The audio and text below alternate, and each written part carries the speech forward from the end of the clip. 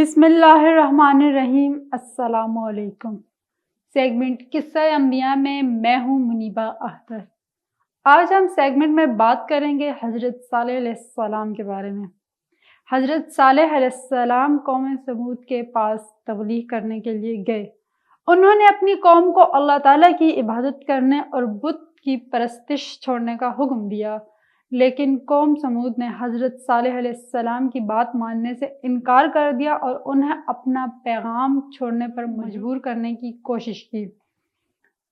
اللہ تعالیٰ نے حضرت صالح علیہ السلام کو ایک نشانی عطا کی اور وہ تھی ایک اونٹنی۔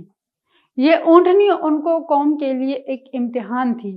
اللہ تعالیٰ نے حکم دیا کہ اونٹنی کو 4 سال تک آزاد چھوڑ دیا جائے اور اس کو کوئی نقصان نہ پہنچایا جائے، لیکن قوم سمود نے اللہ تعالیٰ کے حکم کی خلاف ورزی کی اور اونٹنی کو قتل کر دیا۔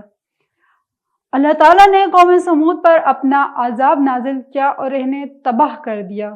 اونٹنی کے قتل کے بعد قوم سمود پر ایک زلزلہ آیا جس نے انہیں زمین میں دفن کر دیا۔ یہ واقعہ ایک عبرتناک سبق ہے۔